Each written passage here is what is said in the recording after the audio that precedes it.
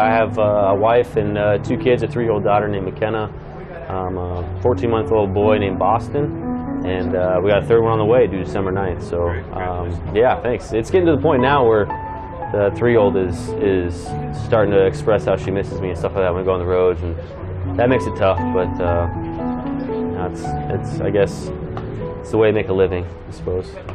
Yeah, I mean, we play 162 games in a season, 184 days. So we have a few off days in there, but you know, 81 of those games are on the road. So that's 81 days we're not at home, and we're missing our families and our friends. And you know, if you're losing, you know, that makes it even longer. So it's tough to balance. It's tough to balance both the working and the I guess being a father and husband. I think the biggest tool set you can pick up while playing baseball is learning how to leave the game at the field. There's a lot of negativity in the game of baseball. I mean, it's basically a game of failure, and whoever can fail less is the most successful one. But not only that, you got all the negativity with social media and stuff like that, where fans are able to basically speak their mind to you, and you hear some pretty negative things. But when the game's not going well, it's easy to take it home with you, and that's not fair to your wife and kids who, you know, they love you for you. They look at, you know, my kids look at me as dad, not as a baseball player who happens to be my dad. So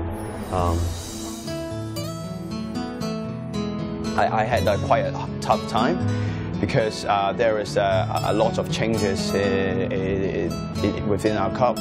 So our head coach is, you know, swapping our head coach, and we have new players coming in, and some of player is just, you know, kind of unhappy and want to go away. So I have to deal with different situation, and also have to deal with the finance, so, you know, area within club. So that summer I really had a tough time, and lead me to a emotional breakdown. So I'm a married female professional squash player, and also as a South African squash player. So being married, I think it's the toughest part is being away from home, being away from my husband, and the different ways in which we deal with allowing me to be the best squash player that I need to be, and also being the best wife that I can be. So unique challenges will be the communication aspects, and I'm sure what other athletes can also face in these kind of situations will be how you conduct yourself while you're apart. The issue of faithfulness can come up from other people. There's issues I think people face during travel or even arriving. The idea of traveling can be difficult for a lot of players to deal with. The idea of loneliness can be difficult, and seeing how people embrace or deal with that. So most players, I find that before competition they can keep it together, but after competition, once they're out or have lost, that's often the telltale sign of how they're gonna handle the situation. So is it a case that people lose and immediately you see them drowning their sorrows in the bar, and that's how they're going to be coping with that? Or is it a case of their personality just completely exploding and how they treat the people around them soon after they've lost the matches? Or even in small cases, in the process of losing, if they're seeing that the loss is in the process, how their character can change.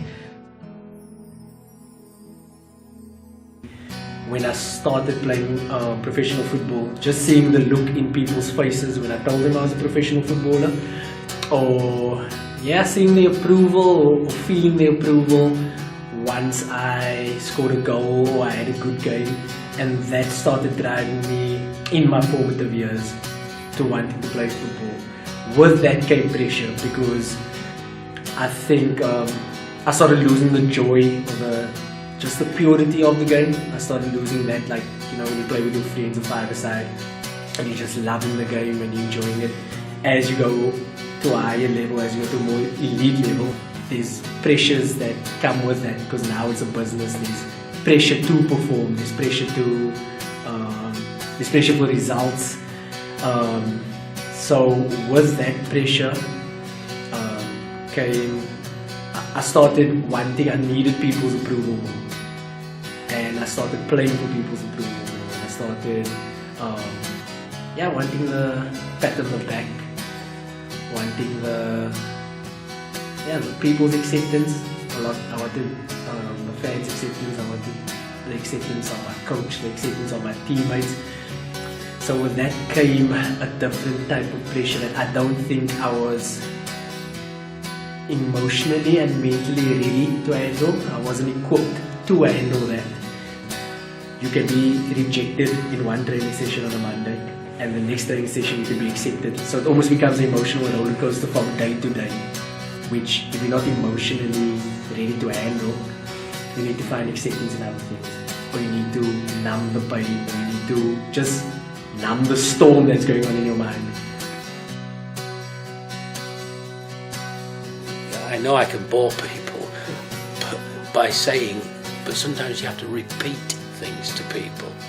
And there's no doubt about it in my mind that you must always remember that however gifted they are in any sport, they are people first of all with the same feelings as most people have. And then sometimes they need help, sometimes they need encouragement, sometimes they need telling off. And that's, what sporting people are. They're good at one particular sport, but it doesn't make them any different as people.